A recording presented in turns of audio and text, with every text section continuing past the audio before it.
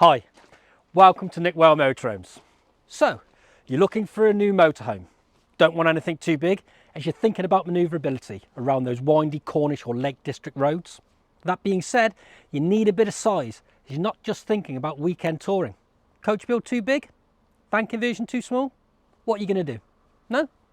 Well, keep watching as I may have a workable solution that could give you the best of both worlds in a van that's thinking about the future in the way that it works, and in some style too. Your average van conversion has a width of 2.05 metres and your average coach build has a width of 2.35 metres. Most van conversions have a maximum length of 6.36 metres. Overhangs are rarely an issue on a van conversion, but can be a problem on those windy roads for some coach builds with a longer overhang. Now, this is the WildAx Altair.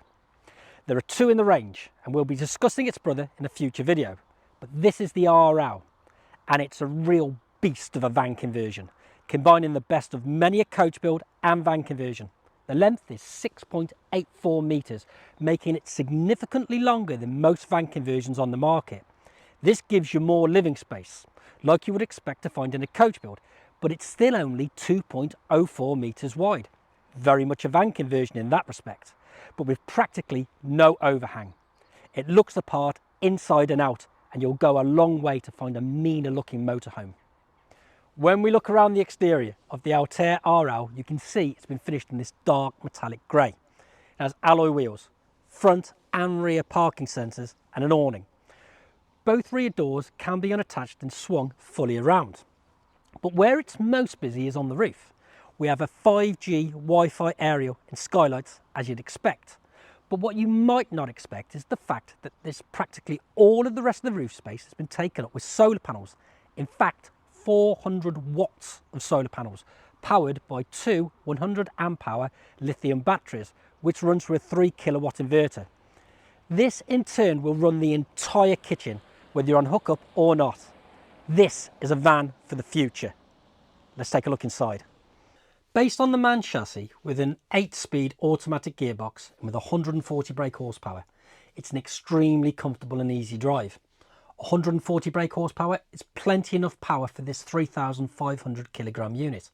And the cab has plenty of spec to keep you occupied. We have steering wheel controls, full cab blinds, cab air conditioning, along with this multimedia centre. And a very well spec'd unit it is, with Apple CarPlay and Android Auto, a sat-nav system, Bluetooth, and of course it's a DAB unit. With the cab seat swiveled, we have a half dinette with another two forward facing travel seats. These seats are luxurious and extremely comfortable. You'd be hard pressed to find better seats for a long journey. The leather is high quality and the stitching gives them a look and feel you don't find in many motorhomes. Anyway, back to the layout.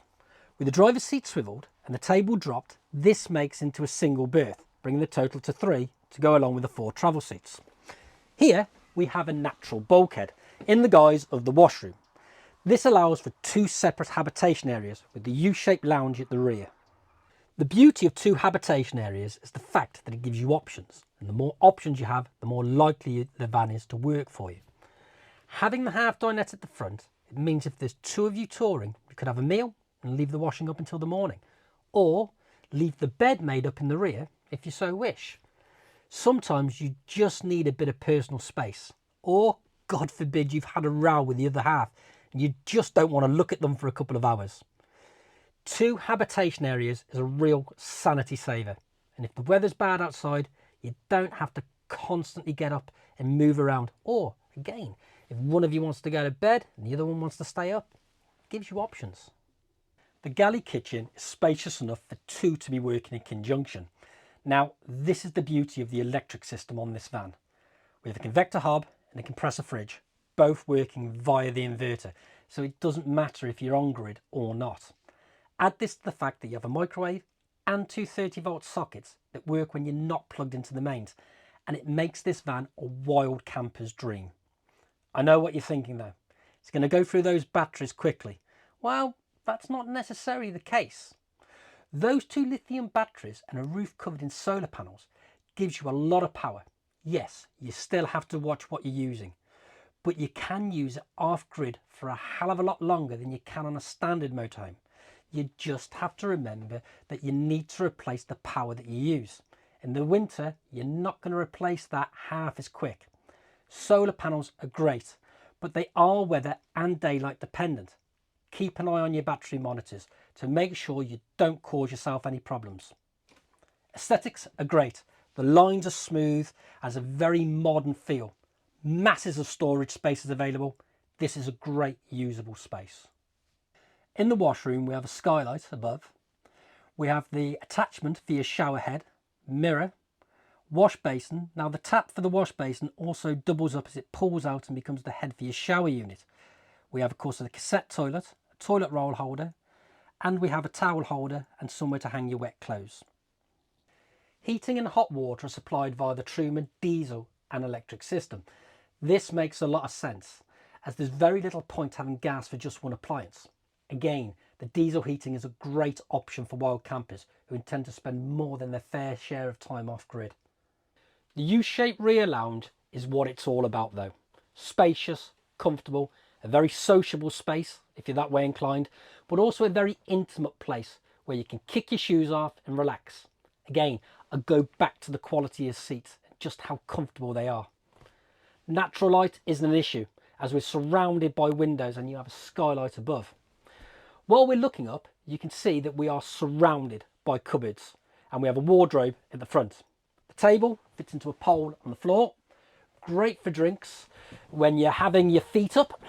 This area has a very coach-built feel to it and a real quality feel about it too. Now, as I've already stated, the rear lounge becomes a double bed and can be left that way if you're so pleased. Both rear doors open to let the outside in, and there's a good storage area beneath the rear bench seat. The bed can be made up in seconds and put away just as quickly, so it's not a major issue to make up. Now, let's put my money where my mouth is. So, we have two slats that sit just underneath the bench. So we'll slide these out first of all.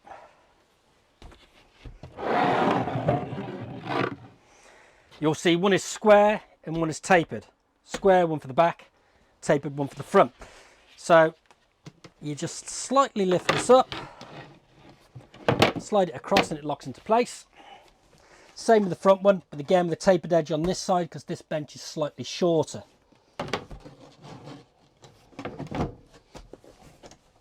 There we go, and they tap into place. Now, what you can do is just pull these to the centre, drop the backrest down. Same on this side. Me personally, I would actually turn these over because what you'll find is that they are slightly flatter on the other side and you're going to give yourself more even wear.